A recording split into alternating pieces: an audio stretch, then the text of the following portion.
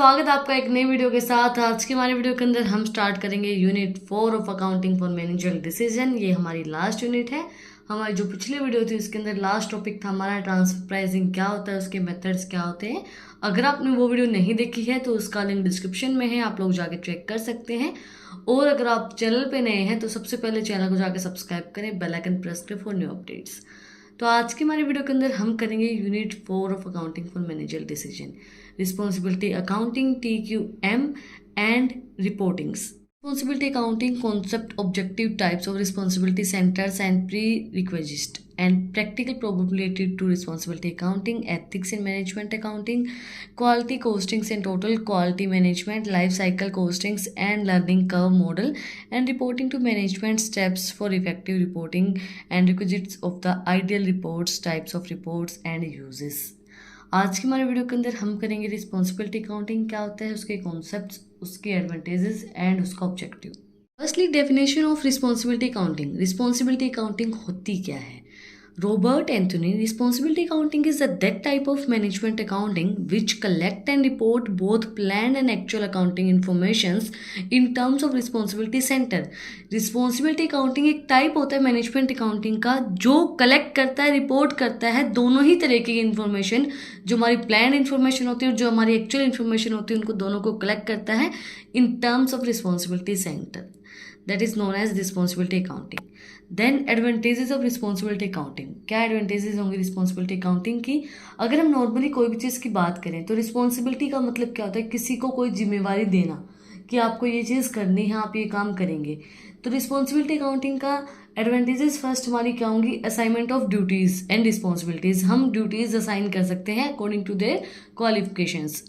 First हमारी advantages है easy identification. हम इजीली आइडेंटिफाई कर सकते हैं कि वो जो हमारा मैनेजर है, वो जो रिस्पॉन्सिबल है, वो सेटिस्फायर है या नहीं है उसकी परफॉर्मेंस का। It enables the identification of individual manager to responsible for satisfier or unsatisfier performance. वो जो परफॉर्मेंस उसने दी है उससे वो सेटिस्फायर है या नहीं है, उसको हम इजीली आइडेंटिफाई कर सकते हैं। Motivational benefits. If a systems of responsibility accounting is implemented, considerable motivation benefits are assured। अगर हम रिस्पॉन्सिबिलिटी अकाउंटिंग का जो सिस्टम है उसको यूज़ करते हैं तो जो मोटिवेशनल बेनिफिट है वो अश्योर्ड है, वो हमें मिलेंगे ही मिलेंगे। क्यों मिलेंगे? अगर हमारी क्वालिफिकेशन के अकॉर्डिंगली हमें रिस्पॉन्सिबिलिटी प्रोवाइड करवाई जा रही है तो हम उसके अकॉर्डिंगली मोटिवेटेड काम करेंगे। अगर देखो मैं किसी चीज़ के अंदर परफेक्ट हूँ और मेरी वो चीज़ क्वालिफिकेशन है तो उसके अकॉर्डिंगली मुझे जॉब दी जाएगी तो मैं बहुत अच्छे से, बहुत एक मोटिवेटेड वे में काम करूँगी। और अगर मुझे आता नहीं है और जो मुझे कम आता है, जिसके अंदर मेरा इंटरेस्ट नहीं है और वो चीज़ मुझे काम करने के लिए दी जाएगी तो मैं उसको मोटिवेटेड वे में काम नहीं करूँगी। तो मोटिवेशनल बेनिफिट्स हमें प्रोवाइड करवाती है responsibility accounting. Ready hand information, relevant and up to the minutes information is made available which can be used to estimate future cost and revenue and to fix substandard for department budgets। Ready hand information हमें available होती है, जो भी हमें information होती है वो available हो जाती है with in a minute.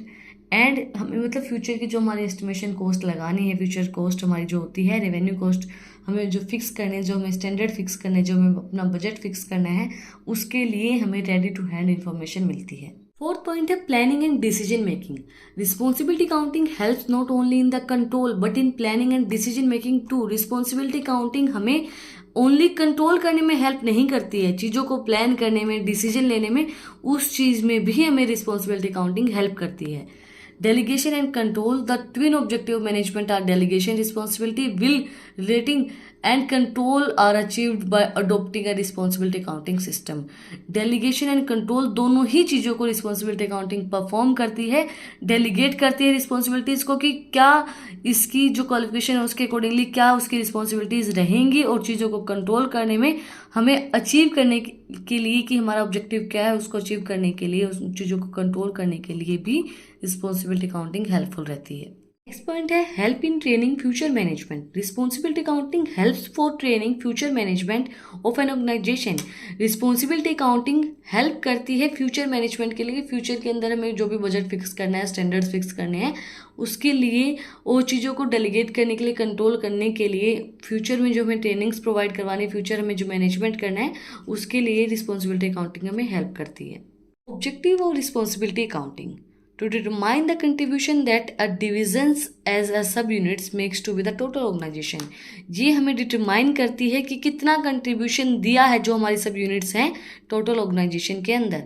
Then to provide a basic for evaluating the qualities of divisional manager performance, responsibility accounting is used to measures the performance of manager and it therefore influence the way of manager behave। Responsibility accounting help करती है measure करने के लिए कि कैसी performance रही है manager की, मैनेजर ने कैसा परफॉर्म किया है, एंड मैनेजर को इन्फ्लुएंस करने के लिए कि अगर आपने कुछ भी गलत बिहेव किया है किसी के साथ तो उसको ना करें और अच्छे से काम करें। उसकी परफॉर्मेंस को मेज़र करने के लिए भी रिस्पॉन्सिबिलिटी अकाउंटिंग हमें हेल्प करती है। Last but not least, to motivate the divisional manager to operate the divisions in a manner consistent with the basic goal of organisation as a whole. Motivate करना divisional manager को कि सारे जो काम हैं वो एक मैनर के अंदर एक अच्छे तरीके से किए जाएं एंड एक बेसिक जो हमारा ऑर्गेनाइजेशन का गोल है वो सबका होता है।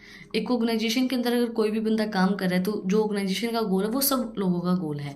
तो जो डिविजनल मैनेजर है उसको मोटिवेट करना कि आप जो भी काम कर रहे हैं उसको अच्छे से ऑपरेट करें, एक सही वे में उसको सही मैनर के अंदर उसको ऑपरेट करें, सही वे में काम करें ताकि जो हमारा बेसिक गोल है ऑर्गेनाइजेशन का वो हम अचीव कर पाए।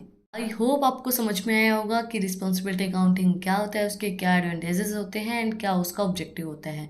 अगर आपको आज की वीडियो पसंद आई तो आप लोगों को बताइए क्या करना है, कमेंट सेक्शन में मुझे बताना है कि आपको वीडियो कैसी लगी।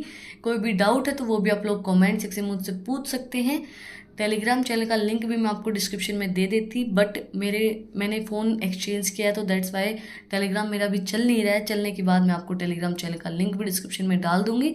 फिर मिलते हैं एक नई वीडियो के साथ, एक नए टॉपिक के साथ। Like share and subscribe my channel. Thank you for watching my video.